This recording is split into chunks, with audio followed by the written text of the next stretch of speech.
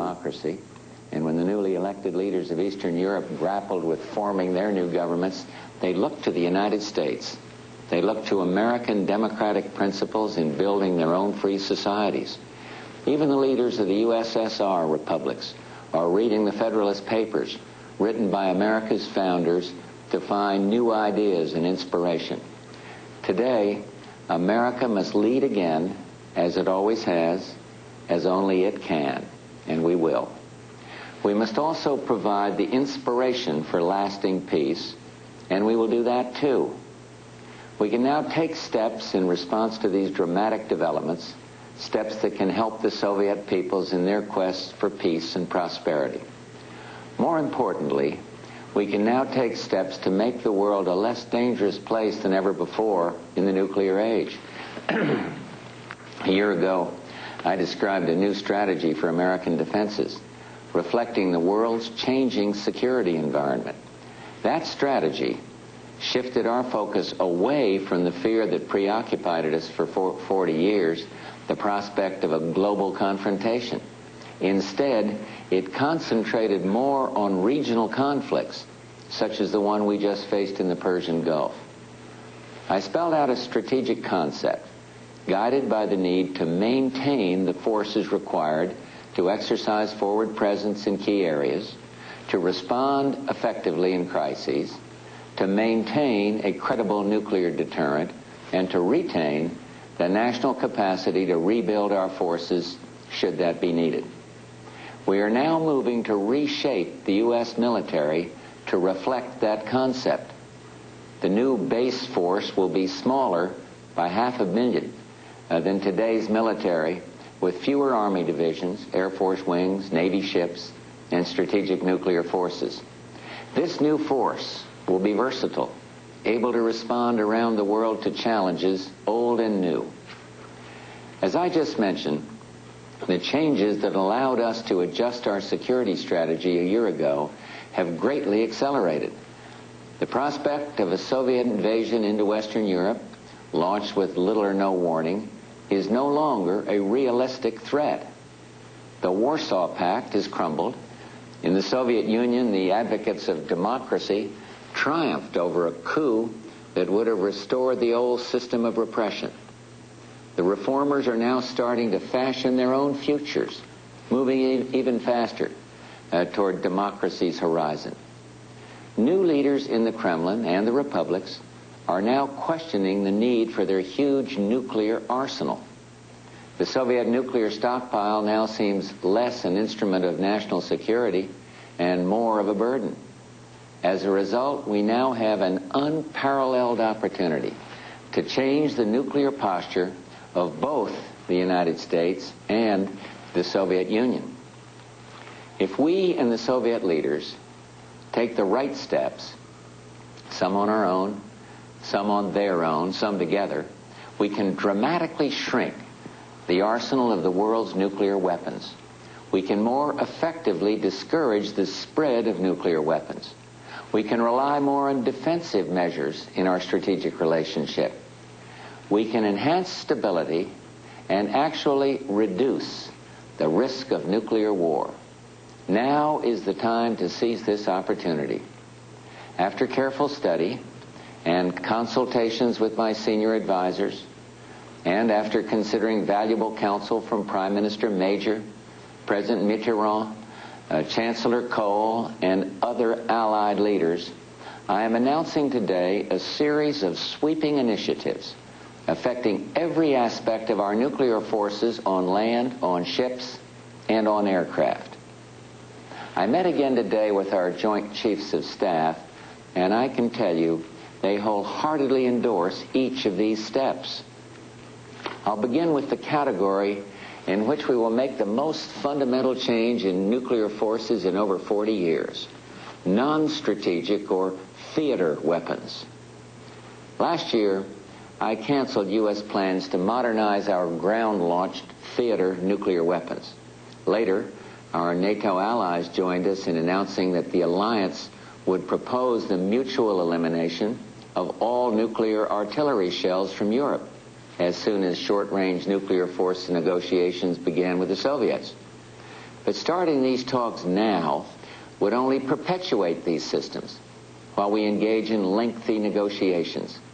Last month's events not only permit, but indeed demand swifter, bolder action. I'm therefore directing that the United States eliminate its entire worldwide inventory of ground-launched, short-range, that is, theater, nuclear weapons. We will bring home and destroy all of our nuclear artillery shells and short-range ballistic missile warheads. We will, of course, ensure that we preserve an effective air-delivered nuclear capability in Europe. That's essential to NATO's security. In turn, I have asked the Soviets to go down this road with us, to destroy their entire inventory of ground-launched theater nuclear weapons. Not only their nuclear artillery and nuclear warheads for short-range ballistic missiles, but also the theater systems the U.S. no longer has. Systems like nuclear warheads for air defense missiles and nuclear landmines. Recognizing further the major changes in the international military landscape, the United States will withdraw all tactical nuclear weapons from its surface ships and attack submarines, as well as those nuclear weapons associated with our land-based naval aircraft. This means removing all nuclear Tomahawk cruise missiles from U.S. ships and submarines, as well as nuclear bombs aboard aircraft carriers. The bottom line is that under normal circumstances, our ships will not carry tactical nuclear weapons. Many of these land and sea-based warheads will be dismantled and destroyed. Those remaining will be secured in central areas where they would be available if necessary in a future crisis. Again, there is every reason for the Soviet Union to match our actions by removing all tactical nuclear weapons from its ships and attack submarines, by withdrawing nuclear weapons for land-based naval aircraft, and by destroying many of them and consolidating what remains at central locations. I urge them to do so.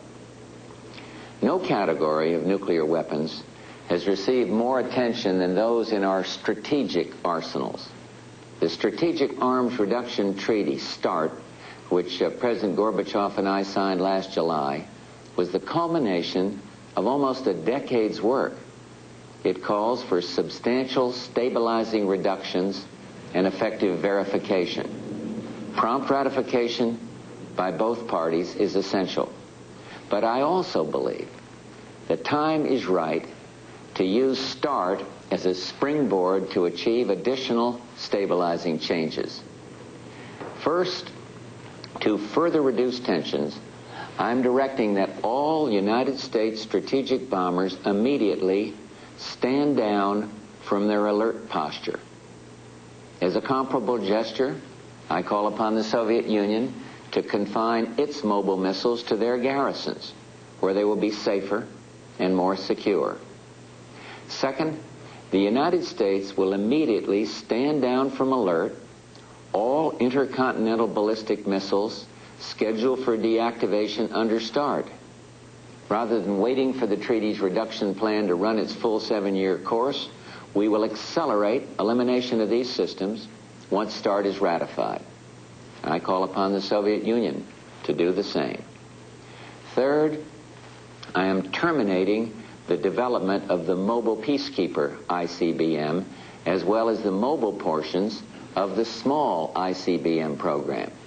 The small single warhead ICBM will be our only remaining ICBM modernization program.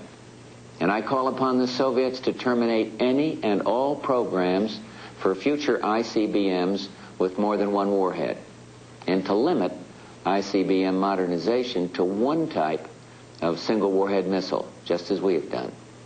And fourth, I am canceling the current program to build a replacement for the nuclear short-range attack missile for our strategic bombers.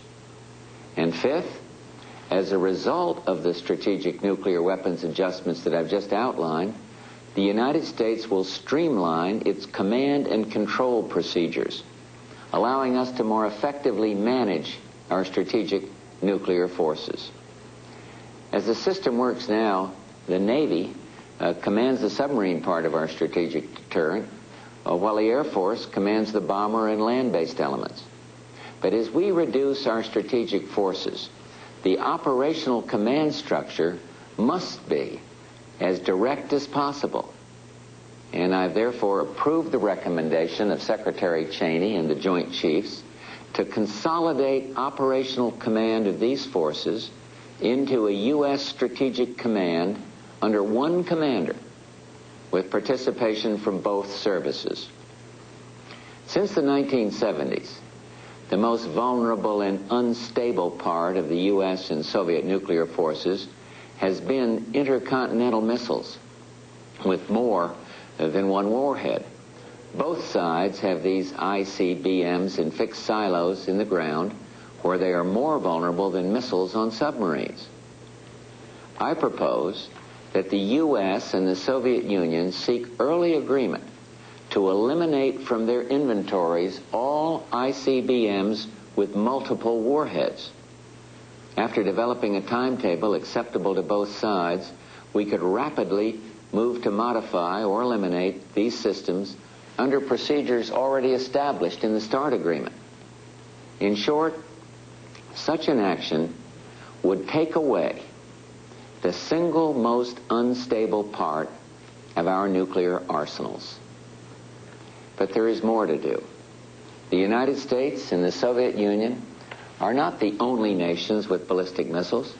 Some 15 nations have them now, and in less than a decade, that number could grow to 20.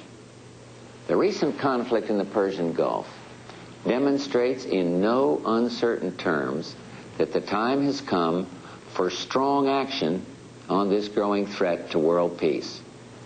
Accordingly, I am calling on the Soviet leadership to join us in taking immediate concrete steps to permit the limited deployment of non-nuclear defenses to protect against limited ballistic missile strikes, whatever their source, without undermining the credibility of existing deterrent forces. And we will intensify our effort to curb nuclear and missile proliferation. These two efforts will be mutually reinforcing. To foster cooperation, the United States soon will propose additional initiatives in the area of ballistic missile early warning. And finally, let me discuss yet another opportunity for cooperation that can make our world safer. During last month's attempted coup in Moscow, many Americans asked me if I thought Soviet nuclear weapons were under adequate control. I do not believe that America was at increased risk of nuclear attack during those tense days.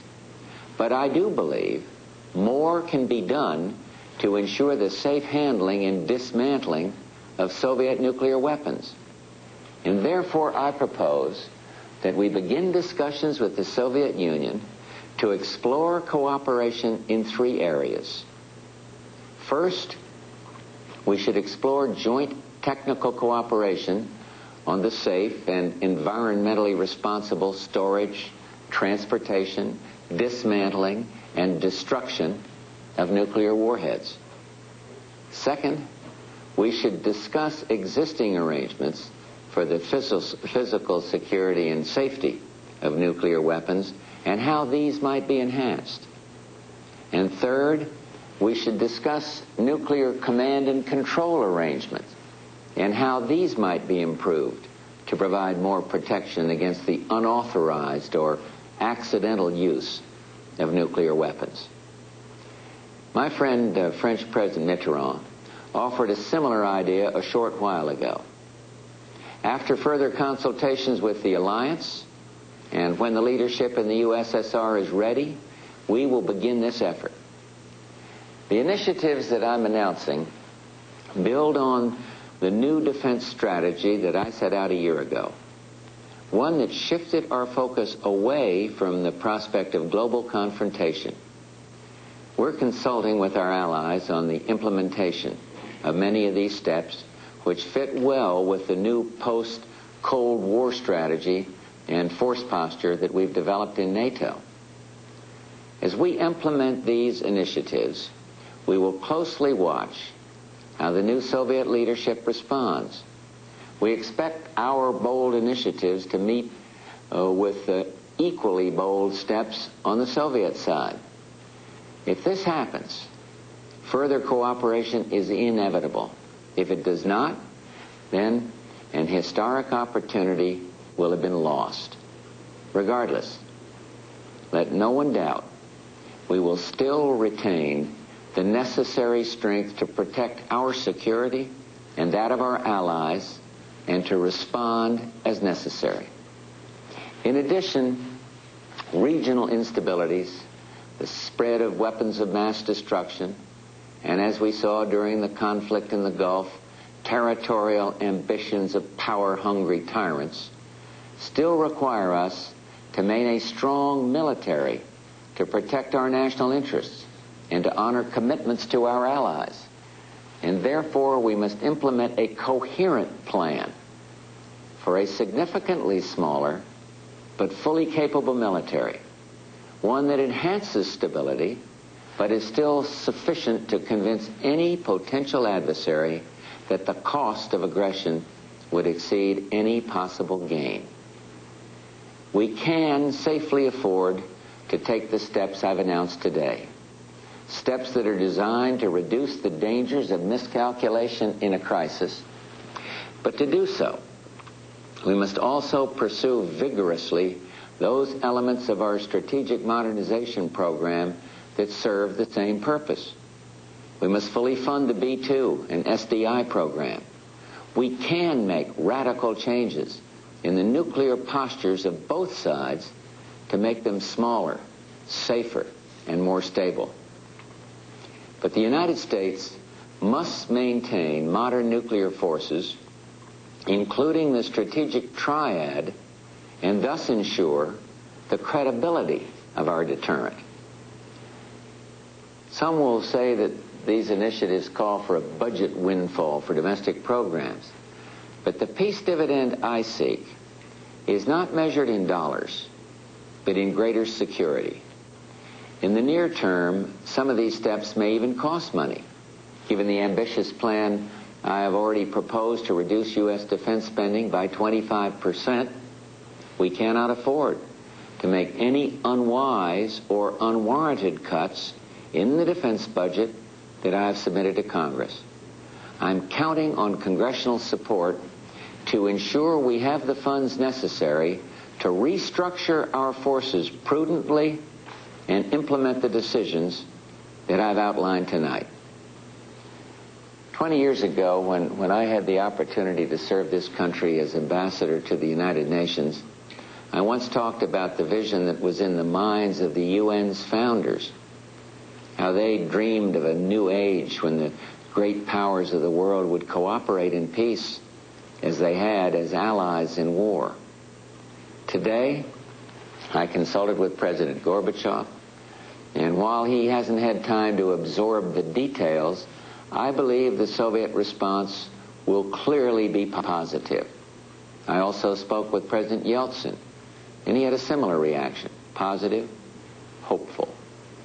And now the Soviet people and their leaders can shed the heavy burden of a dangerous and costly nuclear arsenal which has threatened world peace for the past 5 decades. They can join us in these dramatic moves toward a new world of peace and security. Tonight, as I see the drama of democracy unfolding around the globe, perhaps we are closer to that new world than ever before. The future is ours to influence, to shape, to mold. And while we must not gamble that future, neither can we forfeit the historic opportunity now before us. It has been said, destiny is not a matter of chance. It is a matter of choice. It is not a thing to be waited for. It's a thing to be achieved.